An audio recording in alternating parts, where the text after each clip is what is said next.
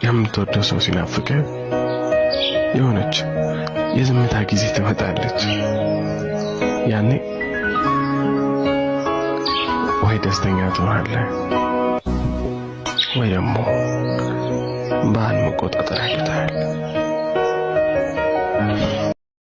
በጣም ማመስገን እፈልጋለሁ ውድ ቤተሰቦቼ። እናንተም እንድታውቁት የምፈልገው አሁን ደግሜ መናገር አልፈልግም። ትንሽ ያለውበት የጤና ሁኔታ ጥሩ አይደለምና ቴዲ ሙሉ ለሙሉ እንግዲህ በዚህ ኬዝ ላይ ለረጅም ጊዜያት ከጀርባዬ ሆኖ ሲያግዘኝ ነበር።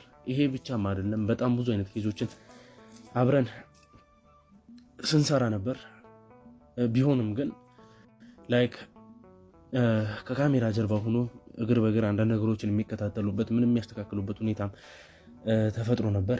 ዛሬም ቅድም ውስጥ ላይ አንዳንድ እየገባ አንዳንድ ነገሮችን ቼክ ሲያደርግ ነበር።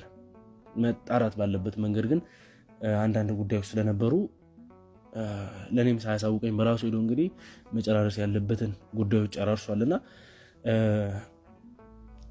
በቃ ክብር ምስጋና ሁሉ ለእግዚአብሔር ይሁን። ሁሉም ነገር አልፎ አሁን በዚህ ሰዓት ላይ የምንፈልጋቸው ነገሮች ጨራርሰን እንገኛለን።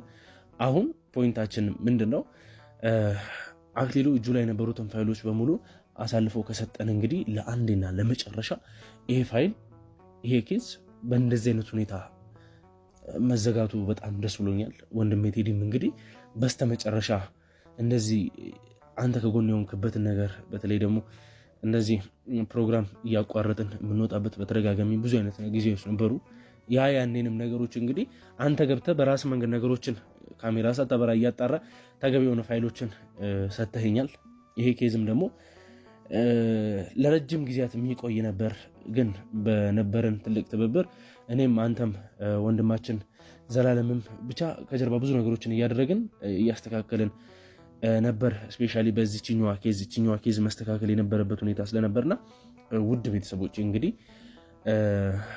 የተቻለንም በሙሉ አድርገናል። እሷ እንደምታዩት ምንም አይነት ነገር ለማስተካከል የምትፈልግ ሰው አይደለችም። ቅጣቷን መውሰድ ባለባት መንገድ የምትወስድ ይመስለኛል። እና ለታላቅ ትብብር ወንድሜ በጣም አመሰግናለሁ። እናቴም ደግሞ እናት እንደሆነች አውቃለሁ። አንተ እንደዚህ አይነት በተጨነክበት ሰዓት ላይ እኔ እንደውም እዛ በነበርኩበት ሰዓት ላይ ውጪ በነበርኩበት ሰዓት ላይ ኬዙ በተጀመረበት ሰዓት ላይ በቃ ሙሉ ለሙሉ የነበሩትን ነገሮች ስልጣኖቹን አቋርጬ መምጣት እፈልግ ነበረ። ያንዳንዱ ነገር ላይ መግባት እፈልግ ነበረ። ያ ሁሉ ነገር ተፈጠረ ሲባል ያ ሁሉ ድራማ ሲካሄድ በሃናተ ላይ ብዙ ነገር ሲካሄድ በጣም ውስጤ እየተነካ ነበርና ግን እግዚአብሔር በፈቀደው ጊዜ ነው ሁሉ ነገር የሚሆኑና ፈጣሪ ሲፈቅድ ነው ነገሮችን መጨረስን መቋጨት የምንችለው።